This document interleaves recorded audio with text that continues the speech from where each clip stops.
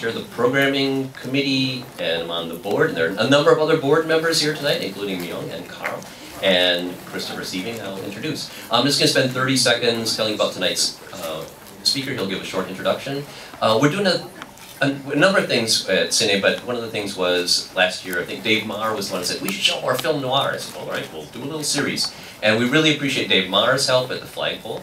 Seeing this hot tonight, for giving a lot of encouragement to people to come out. He introduced last week's film. And tonight's film, last week, Film Studies paid for last week's film. Tonight, Franklin College we want to thank, and Hugh Ruppersberg has been a huge supporter of Film Studies, but also Ciné. So Franklin College is paying for the rental for tonight's film. And just to spend 30 seconds on, especially, I know lots of people in the room have heard these spiels before, but 35mm, we all know, is on its way, unfortunately, out. It'll cost about, it'll cost about as much to ship this movie to here tonight as it does to rent it. It's very expensive to get a 35mm film around the country anymore. People don't want to do that anymore. Distributors want to go digital, and eventually we will as well. But it's just a really nice treat, and for anybody who's never seen this on 35mm, it's terrific. And one of the things that I love about 35mm, somebody used to say, is every print has its own history, right? I mean, you buy a DVD, they're all just a copy of everything else. So once in a while, there might be this tiny little glip. Last week, there was like one tiny little splice where like one line of Bogart's dialogue didn't quite get fixed because at some point, it broke and somebody had to splice it a little bit. That, to me, that's the beauty of watching a movie. Every print's a little different. So there might be a scratch here or there, a little glip here and there. But 35mm is really the reason we want to show this. If you've never seen it, you may never get a chance, certainly, to see this in 35mm again. So we really thank you guys for continued support of Ciné. We thank you for the educational things like this. We have different series to come to, and we really encourage you to see everything here. And thanks for your support. Christopher Sieving is my colleague in film studies. He works on a wide range of topics and teaches film history regularly. He'll just give a brief introduction to tonight's film, Kiss Me Deadly. Richard? Yeah, I've been told to keep my comments tonight to a reasonable length. Those of you who are students of mine know how difficult that is for me. But I wanted to, I guess within the space of about 10 minutes, sort of give some historical context for this film, starting by saying briefly what happens with the noir cycle by the mid-50s when this film comes out. It's often said that this is the last notable film noir, at least of the original noir cycle, either this film or Touch of Evil. Probably the reason for that is by the late 1950s, the market for these sorts of films didn't really exist anymore because movie-going audiences were getting younger. They were interested in films that actually spoke to that generation.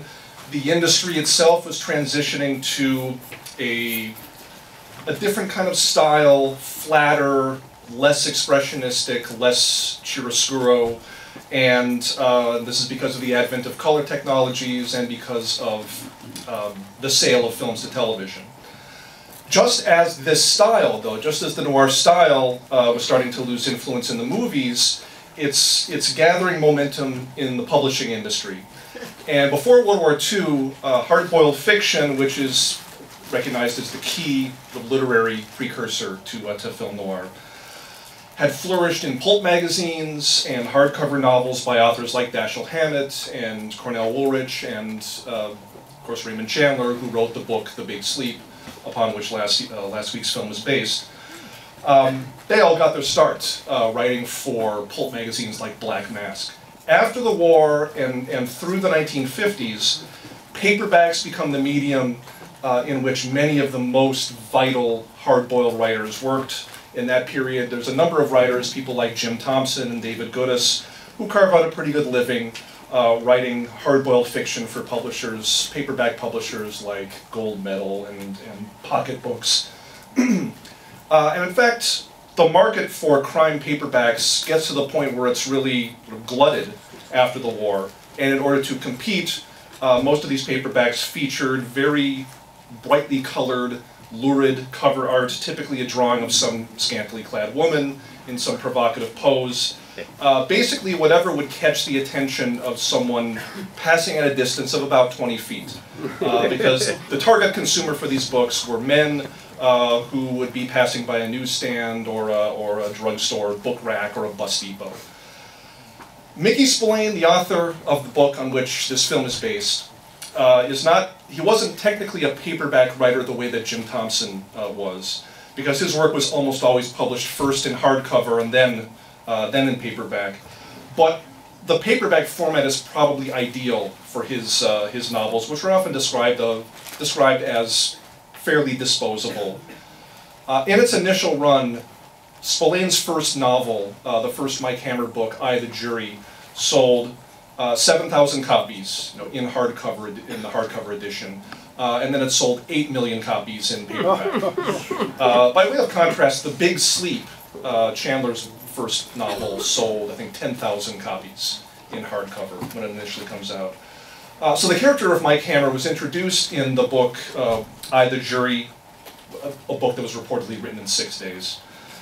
And that book established a pattern that would be mined over and over in the Hammer series of sadism and vigilante justice. And Hammer is a detective who operates out of New York City, which is invariably portrayed as venal and corrupt and sinful. He has an on and off relationship with his secretary Velda, which doesn't prevent him from engaging in sexual encounters with a host of women in each book. The levels of graphic sex and graphic violence in the Mike Hammer novels were at the time, pretty unprecedented in at least commercial American literature, and it's a big reason for their popularity, probably.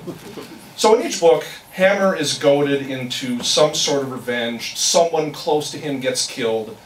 In the book Kiss Me Deadly, it's a woman named Berga Torn.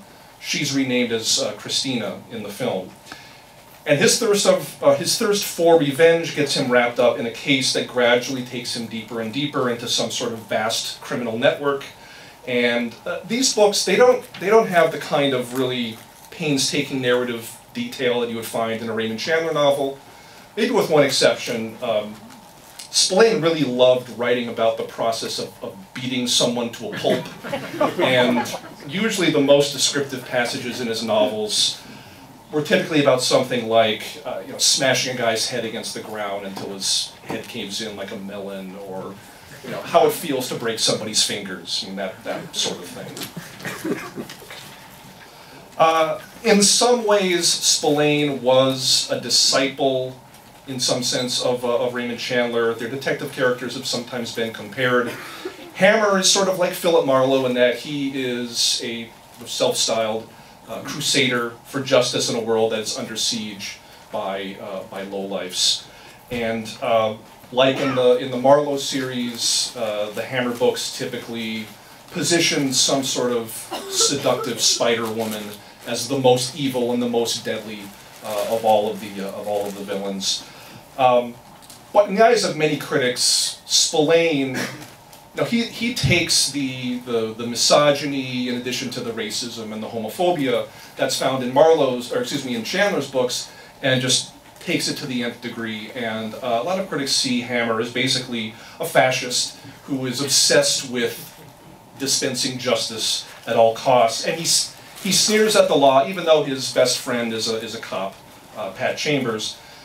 He sneers at the law not because of any kind of distrust, really, of authoritarian institutions, but just because the law gets in the way of him killing a lot of mobsters and communists. Nevertheless, or maybe because of this, Spillane was far more successful than any crime author in the history of publishing. In 1965, 7 of the 30 biggest-selling novels of the previous 70 years were written by Mickey Spillane. Despite the fact, or again, maybe because of the fact that he was a favorite target of intellectuals and social critics who saw his success as kind of the #1 sign of the dumbing down of America. You would think that Hollywood would salivate at the opportunity to put Mike Hammer on the big screen, but there actually aren't too many film versions of the Hammer novels. And Kiss Me Deadly is really the only one that is fondly remembered at all. But this particular film has attained a real intense cult popularity over the years. Didn't do particularly well in theaters when it first came out, but its cause was taken up by a number of French critics, most notably guys writing for the Cahiers du Cinéma, the French film journal, and they liked the film for a variety of reasons, for its formal audaciousness. There's a lot of kinetic editing and a lot of, those sort of typical noir oblique angles.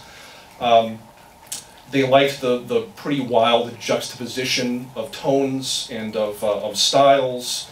This film mixes campy humor with some pretty brutal activities. Actual Los Angeles locales are freely juxtaposed with really obvious soundstage sets. And in the 70s, American critics finally pick up on the film as well, and Paul Schrader, later becomes a filmmaker in his own right, wrote a landmark essay on the film noir in the early 70s, and he called Kiss Me Deadly the best film in the entire noir cycle. I'll end with just mentioning that one of the other things that contemporary critics, I think, really find fascinating about this film is just the bizarre nature of the relationship between the source novel and the movie. And the screenwriter, A.I. Bazirides, later said that he and the director, Robert Aldrich, in his words, just took the title of the book and threw the novel away, which is a slight overstatement, but they did change many aspects of the novel, starting with locale. They moved it from New York to Los Angeles. They made Hammer a private investigator who specializes in divorce work, which is kind of the lowest you can go as a private detective.